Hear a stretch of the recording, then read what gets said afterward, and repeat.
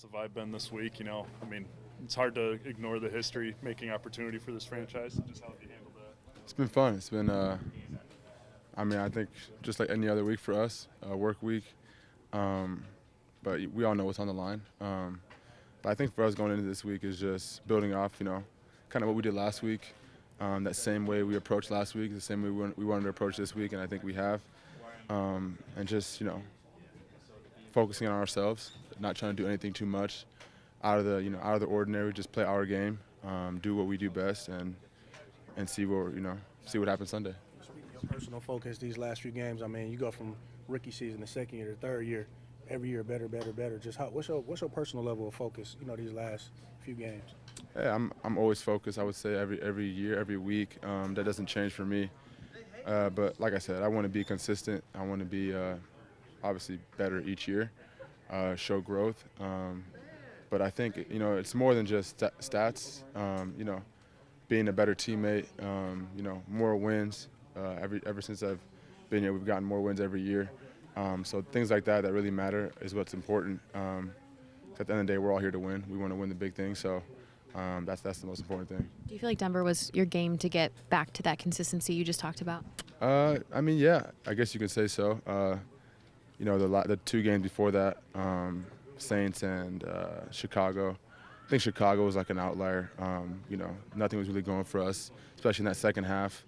But for me, it's my preparation doesn't change whether I have a great game, whether I don't. I'm gonna stick to what I do because that's kind of what I've been doing since I got here, even before I got here. So the work ethic never changes, and I know it works for me. So just gotta keep going, stay focused, and keep working. You mentioned consistency a couple times.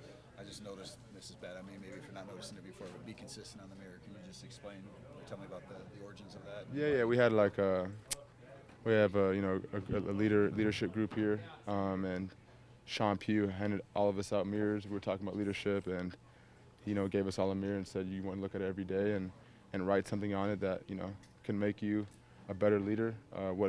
Some leadership qualities. And that was just one thing that came to my mind, so I, put it on, wrote it on, put it in my locker. Something that I can look at, every day, just to remind myself. Why consistent? Why was that the word you chose? I think, for me, well, especially in this league, is you're only as good as your last week, really. And it's easy to do it maybe 1 or 2 weeks, 6 weeks, a year, but to do it year after year after year is what's hard. And for me, that's something that I, pride myself on, is not a guy that can only do it one time. I can keep doing it year in and year out, and that's kind of been my goal. When did you hand it out? What's up? How long ago was it? How long since it in your locker? Since early in the year. Yep. You got Justin Jefferson out here. Obviously, Justin Jefferson, seeing him in your division, and one of your peers that's one of the best in his position. So you still get fired up against those, taking on those challenges and want to show that I'm one of the best in the league as well. Definitely. Yeah, he's love watching this game. Like you said, one of the best in this game. Can run routes, super competitive. Something I really respect about him is he gives it all every time he's out there.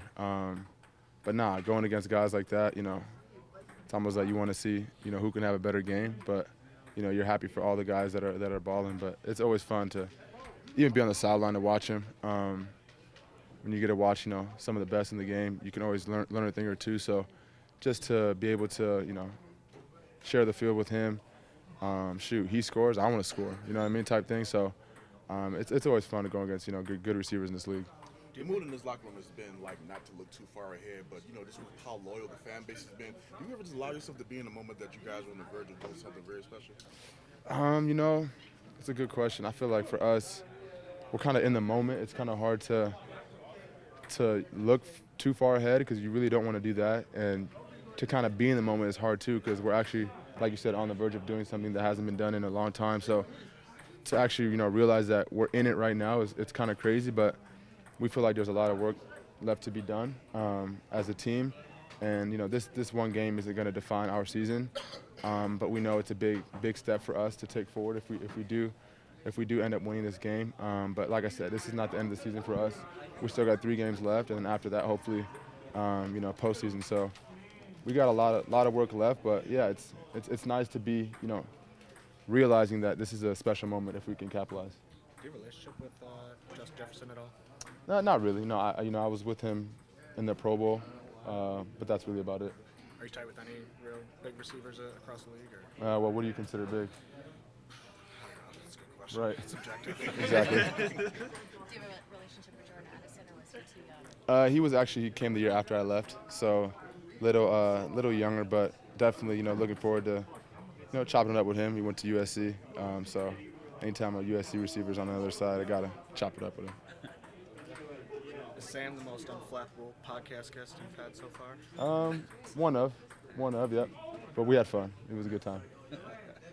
You took it all really well. As a wide receiver, what are some of the things that Jared Goff, or that you value about Jared Goff that doesn't show up in a stat sheet, like his accuracy, ball placement, or even like his leadership abilities? What are some of those things that you value as a wide receiver? Yeah, obviously, I think you said it, early on. His accuracy, I think, is one of the best in this league. So he's accurate. I think he throws a catchable ball. And it's hard to explain as a receiver.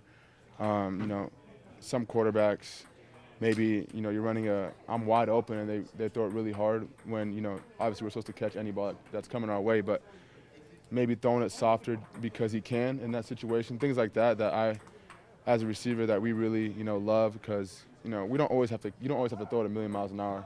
You can throw it softer. We're still going to catch it, and it makes it easier for us to run after catch with those type balls. So things like that. His ability to never get too high or too low in the game, whether it's going really well or not going well at all, he's always kind of even keel, which is something that I respect as a player, with all the emotions that are going through the game. I know there's so many things, but he's been killing it for us. We're glad to have him, and let's keep going. Ben Johnson says everything he does pre-snap is very elite. Can you break down? I know he's been your only quarterback in the NFL, but can you break down what he does that's so elite? Yeah, Ben throws a lot on his plate with plays and kills and checks and different plays at the line. But I think he does a great job preparing during the week with different looks. You never know what you're going to get when you're out there on the field, but he watches tape. We all watch tape, and so when we're out there on the field, he's getting all different type of looks and he's checking it.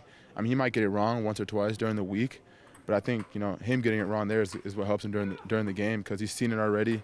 So him and Ben do a great job of getting in different calls, and ultimately Jared does. He's the decision maker on the field, and he gets us in the right plays for the most part. And he's seeing it out there. He's the head honcho out there, calling the shots, and we just execute for him.